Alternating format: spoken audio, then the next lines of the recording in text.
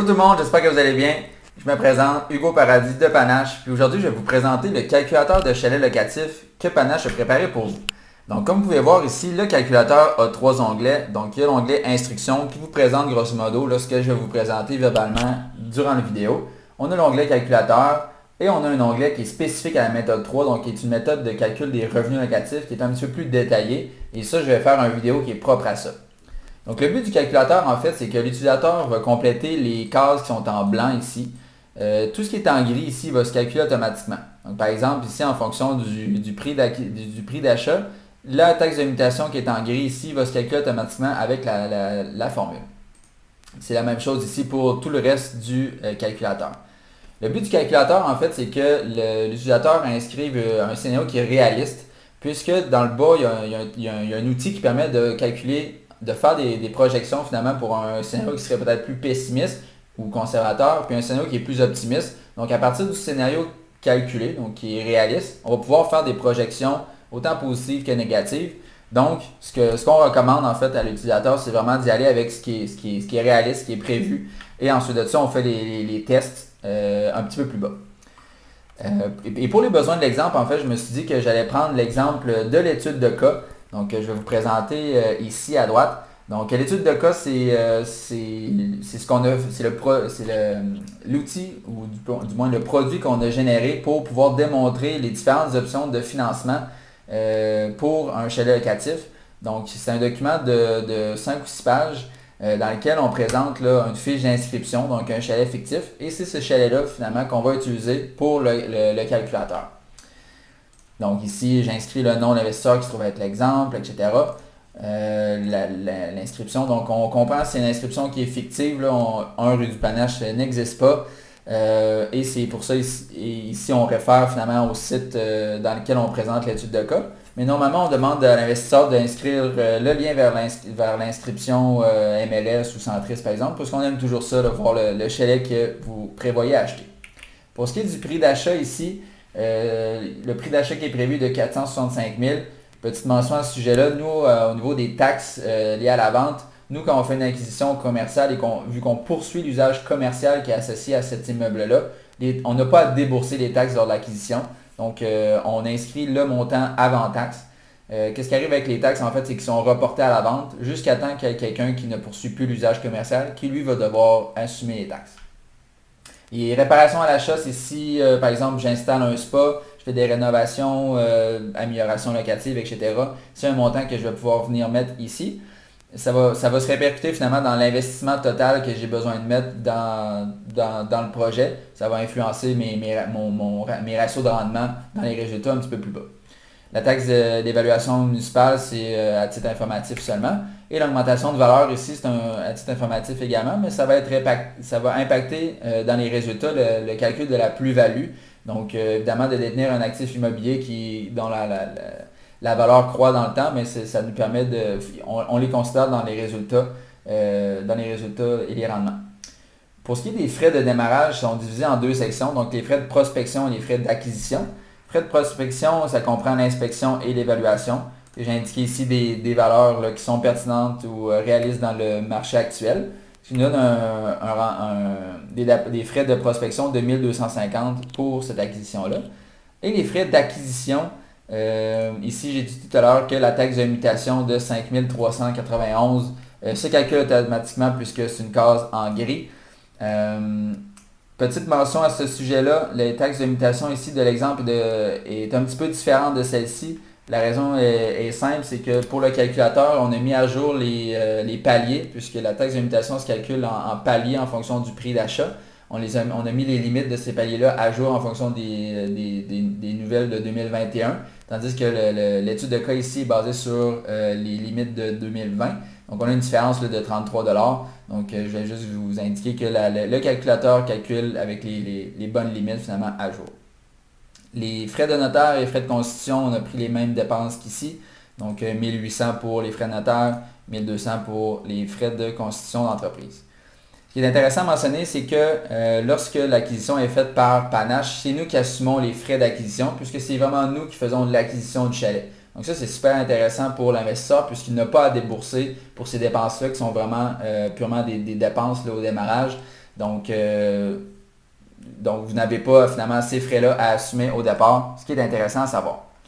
Le prochain bloc, c'est les revenus locatifs. Donc les revenus locatifs, on a 3 méthodes pour les calculer. Donc vous pouvez en compléter une, deux ou les trois, mais vous allez devoir, si vous en complétez plus qu'une, vous allez devoir déterminer quelle est la méthode que vous voulez utiliser pour faire le calcul de rendement finalement. Donc ici dans le menu, la marge de gauche, vous allez pouvoir cliquer sur les boutons plus ou moins pour développer ou réduire chacune des options. Pour le besoin de l'exercice ici, je vais seulement présenter la méthode 1, qui est la méthode manuelle, et la méthode 2, qui est la méthode simplifiée. Et je vais faire une vidéo vraiment spécifique pour la méthode 3, qui a un onglet spécifique pour cette méthode-là, qui est une méthode un petit peu plus raffinée. Puis je pense que ça mérite une vidéo distincte, puisque ce n'est pas nécessairement tous les investisseurs qui vont aller dans ce détail-là, mais au moins on l'a fait cette méthode-là pour ceux qui aiment aller vraiment dans les petits détails. Pour ce qui est de la méthode manuelle ici, c'est assez simple, ça nous donne l'option de vraiment directement inscrire un montant de revenus. Donc si on veut faire un test par exemple avec des revenus de 50 000, seulement indiquer 50 000 ici dans la case en blanc. Et ça va considérer, c'est avec cette valeur-là de revenus que les rendements et les calculs vont se faire. Dans l'exemple ici, on a considéré des revenus de location ici de 65 000. Donc c'est le montant que je vais utiliser ici, 65 000. Également, dans la méthode 1, on nous demande de préciser quel est le tarif moyen à la nuitée. Par exemple, si je vais mettre un tarif moyen de 325 $ la nuit, ça nous permet ça nous fournit en fait le taux d'occupation moyen. Donc, pour avoir 65 000 $ par année à un tarif moyen de 325 $, ça nous donne un pourcentage de taux d'occupation de 55 %. Est-ce que ça fait du sens? Conservateur, oui, dans le secteur. Donc, ça nous donne un petit coup d'œil, une petite vérification rapide pour valider finalement si notre intent a du sens. Aussi, le fait d'inscrire ici le 325 $, tout à l'heure je vous ai dit qu'il y a un outil plus bas qui permet de faire des scénarios pessimistes ou optimistes. Ça va être basé sur le tarif à la nuitée moyen. On peut faire varier ce tarif-là pour avoir différentes options. Donc c'est assez straightforward la méthode manuelle. On indique un montant et c'est le montant qui est utilisé. Maintenant pour la méthode 2, c'est une méthode dans laquelle on va venir raffiner finalement le calendrier de location. On va distinguer les méthodes, la semaine et de la fin de semaine. Ils n'ont pas nécessairement les mêmes tarifs ni le taux d'occupation. Et aussi dans le calendrier global, on va venir désigner certaines périodes qui sont en basse saison, en haute saison et en très haute saison. Puis ça, on va le faire autant pour les fins de semaine que les semaines. Donc c'est ce qui nous donne finalement 6 éléments différents. Donc la basse saison en fin de semaine, haute saison en fin de semaine, très haute saison en fin de semaine. Même chose pour la semaine. Donc l'idée de la méthode 2, en fait, c'est simple, c'est de déterminer un tarif à la nuitée pour chacun de ces éléments-là. Et on va déterminer une fréquence. Donc c'est quoi le nombre de fins de semaine ou le nombre de semaines qui vont être louées à ce tarif-là. Donc par exemple, ici, je vais pouvoir déterminer par exemple un montant à la nuitée de 300 $ en basse saison en fin de semaine, 400 $ en haute saison en fin de semaine, par exemple 525 $ pour la fin de semaine en très haute saison. Et pour la même chose en basse saison, je vais prendre 250 en semaine, 340 en haute saison en semaine et 450 en très haute saison en semaine. Tout de ça, une fois qu'on a nos tarifs moyens, on doit déterminer le nombre de fins de semaine ou le nombre de semaines qui vont être louées à ce tarif-là. On a grosso modo deux méthodes. La première méthode que je vais utiliser, c'est pour faire vraiment à titre d'exemple, je vais l'utiliser pour calculer le nombre de fins de semaine. Et la deuxième méthode, ça va être pour la semaine. Vous allez voir. Donc pour la fin de semaine, la première méthode, c'est très simple. Je peux seulement indiquer un nombre, donc 20 semaines. Donc moi, j'évalue que je vais être loué 20, je prévois être loué 20 fins de semaine dans l'année, 20 fins de semaine qui sont en basse saison. Donc ici, 20 fins de semaine, ça nous donne 20 fins de semaine à 2 nuitées la fin de semaine. Ça nous donne 40 nuits ici. Et 40 nuits à 300 $ la nuit, ça nous donne des revenus de 12 000 $. Donc ça nous permet de savoir qu'en basse saison, en fin de semaine, on va générer grosso modo 12 000 $ basés sur les intrants qu'on a intégrés ici. On peut faire la même chose ici pour la haute saison. Donc on va considérer par exemple 16 fins de semaine en haute saison. Puis par exemple 7 fins de semaine qui vont être louées au total en très haute saison. Donc ça nous donne ici, on peut voir là, que juste avec les fins de semaine, on est loué à 32, on a des revenus de 32 000 $. le calculateur ici nous fournit le taux d'occupation moyen pour la fin de semaine qui serait de 83%. Donc, c'est un très très bon taux d'occupation. Bon, là, évidemment, c'est basé sur les intrants que je lui ai donnés. Vous pouvez faire varier vos intrants en fonction de ça. La deuxième méthode de calcul pour déterminer la fréquence, c'est d'intégrer un taux d'occupation finalement au nombre de semaines, par exemple, que vous avez, ou de fin de semaine que vous avez désigné dans votre calendrier. Par exemple, si vous considérez que vous avez dans votre calendrier global 27 semaines qui est en basse saison, vous pouvez inscrire le nombre, donc 27 semaines. Puis si vous considérez que vous êtes globalement, dans ces semaines-là, occupé à le 15% du temps, c'est là que vous allez indiquer 15% de taux d'occupation. Donc le résultat que ça va donner, c'est vous êtes grosso modo loué 4 semaines dans l'année en basse saison. Donc ça permet, c'est peut-être plus visuellement possible de voir que si je suis loué 2 jours en semaine, 3 jours là, 2 semaines sans être loué en basse saison, mais après ça une semaine complète, globalement, si je suis loué 15% du temps en basse saison, c'est le résultat que ça donne. Donc je peux faire le même principe finalement si j'estime que j'ai par exemple 18 fins de semaine en haute saison, puis que je suis loué 35% du temps la semaine, ça va me donner 6,3 par exemple. Et si j'ai 7 fins de semaine en très haute saison, puis que je suis loué 95% du temps parce que justement on est en très haute saison, une très haute demande, j'indique le taux d'occupation à cette fréquence-là. Et ça nous permet ça va vous donner des chiffres à virgule, mais la pertinence derrière est là, tout à fait. Donc on peut voir que occupé de 83% la fin de semaine, 33% en semaine, ce qui nous donne un taux d'occupation global de 47% pour des revenus locatifs de 62 885. Donc, ça nous permet de juger finalement la pertinence de la méthode de calcul. On peut voir ici aussi, ça nous fournit le tarif moyen à l'annuité qui serait ici de 368 $.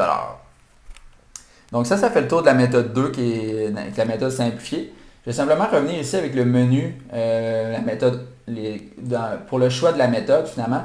Donc ici, c'est la méthode 1 qui est sélectionnée. Par contre, si je voulais faire les calculs de rendement avec la méthode 2, c'est ici que je viendrais la sélectionner.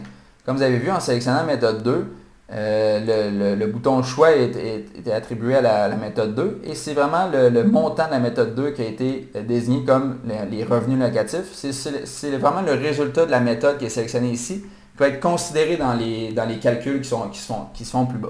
Donc même chose si j'avais voulu prendre la méthode 3, là il aurait pris ici les résultats de la méthode 3 que là, pour avoir, j'aurais à compléter la méthode 3 ici.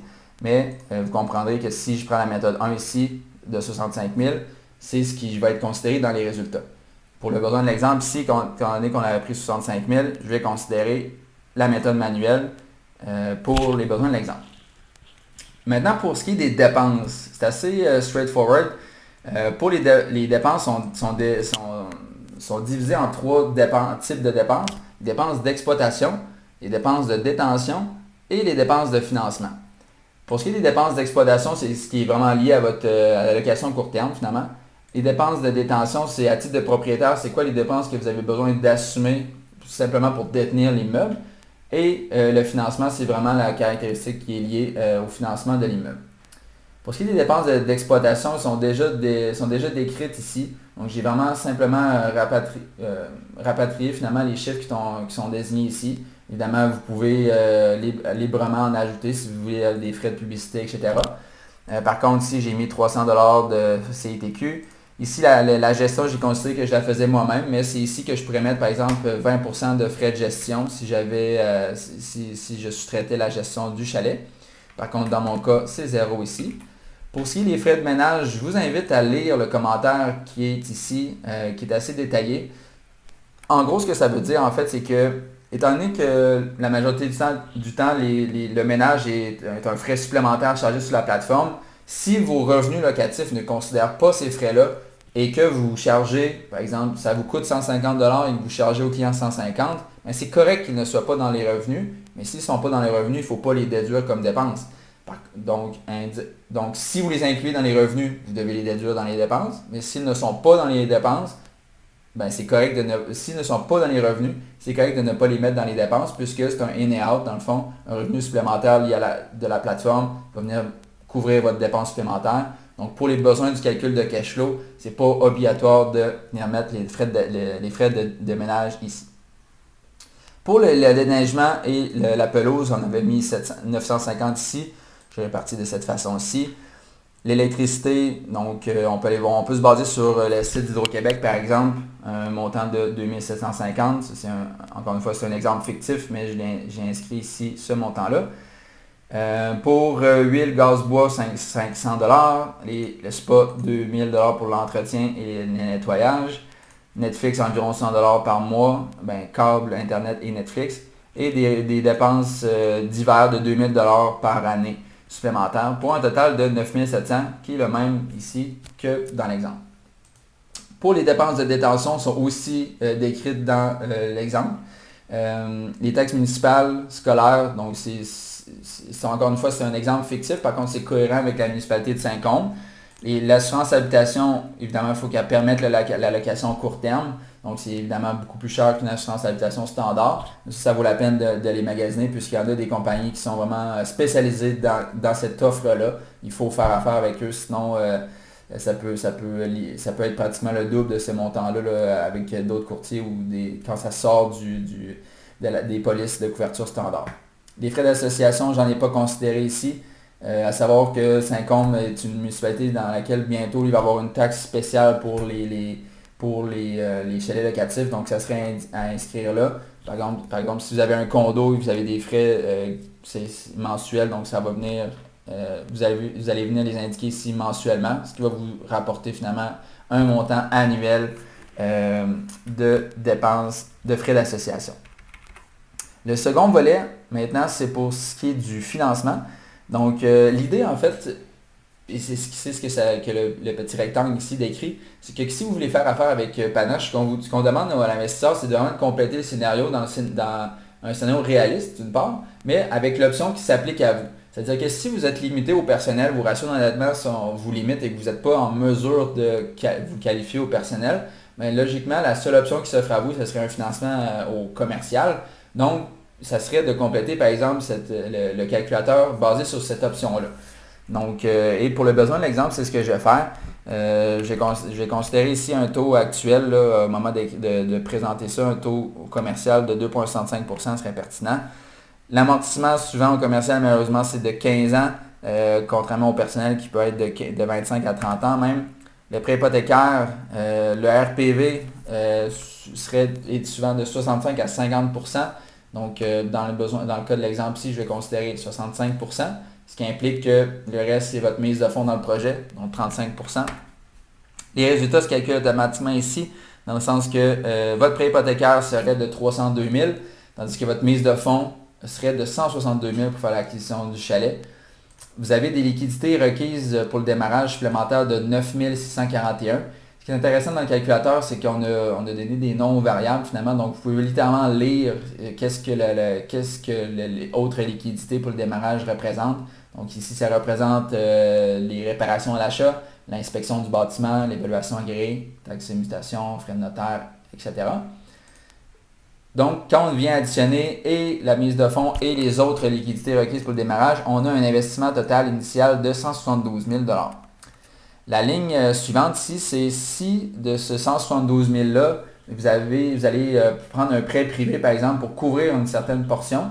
Par exemple, si vous allez chercher un 50 000 en prêt privé, mais que vous devez débourser 12% ou peut-être 10% d'intérêt, ça va vous permettre finalement de considérer un investissement initial effectif. Donc, de vos poches, vous avez 122 000 $ à mettre, puisqu'il y a un 50 000 que vous avez emprunté pour pouvoir mettre.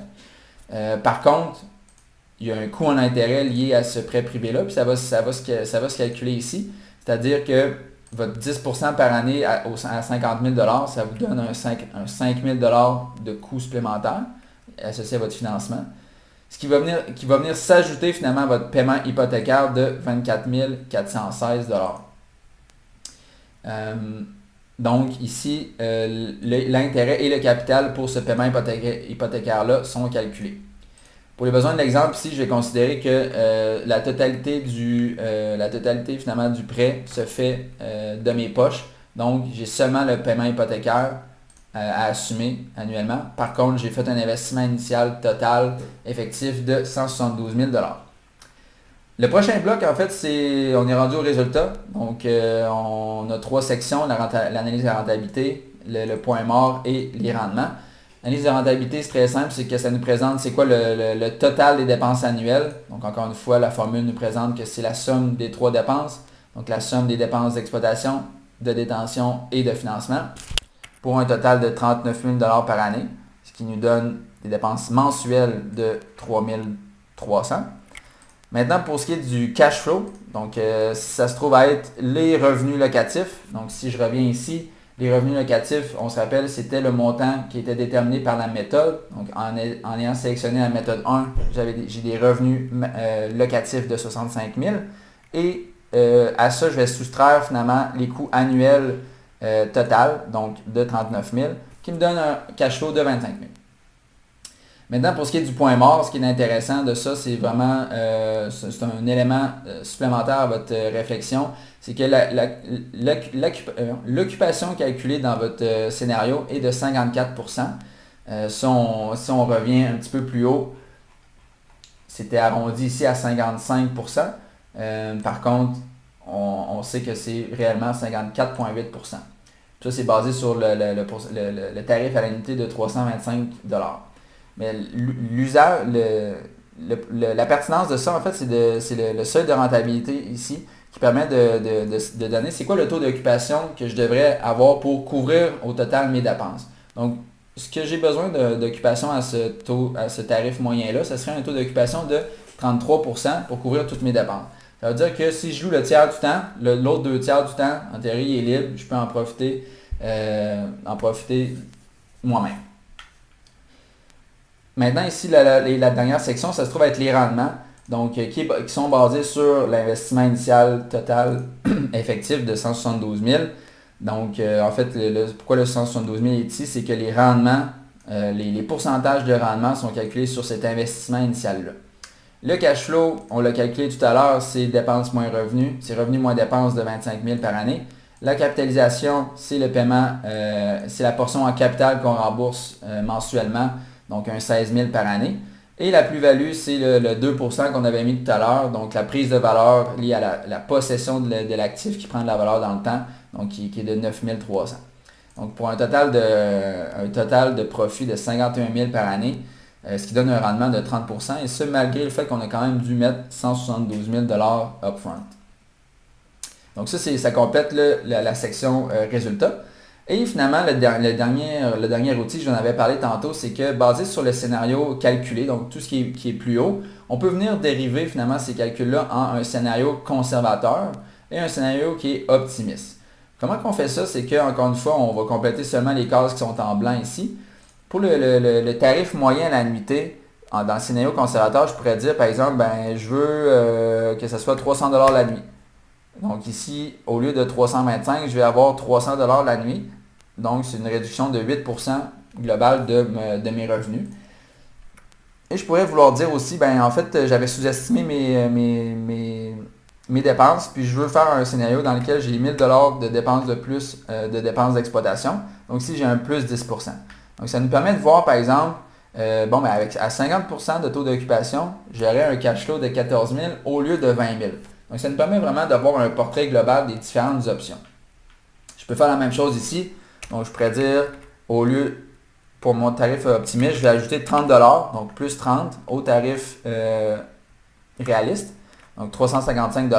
Puis au contraire, j'avais surestimé mes dépenses, puis je veux faire un petit peu de moins. Donc en dépenses de moins, je vais mettre 750 $ de dépenses de moins.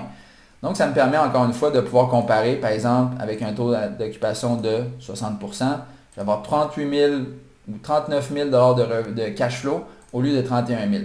Donc ça nous permet vraiment, là, comme je vous dis tout à l'heure, d'avoir un portrait global des différentes options. On est parti avec le scénario réaliste. Puis ensuite de ça, on dérive finalement pour avoir les différents scénarios. Ici, la dernière option, ça vous permet aussi de faire un calcul manuel avec le pourcentage que vous voulez. Donc ici, c'est avec des pourcentages formatés de 30%, de 30 à 80% par bond de 10%. Par contre, si vous voulez essayer à 63% par exemple, bien, vous allez voir que vous allez avoir vraiment les chiffres spécifiques à ce taux d'occupation-là, 65%, etc. Donc ici, si je prends exactement mon taux d'occupation qui est calculé dans mon scénario, mon profit, mon cash flow ici de 25 584 est le même qui est calculé dans mon scénario. Donc, tout ça est cohérent. Donc, mais ici, c'est un outil qui est facultatif, donc c'est vraiment juste pour vous donner une meilleure vision de votre acquisition. Donc, ça fait le tour en fait du calculateur de chalet locatif de Panache. J'espère que ça vous a plu et que ça va vous aider finalement à compléter votre calculateur. Donc, ça m'a fait plaisir de vous décrire ça, puis je vous souhaite une excellente fin de journée. Salut, bye!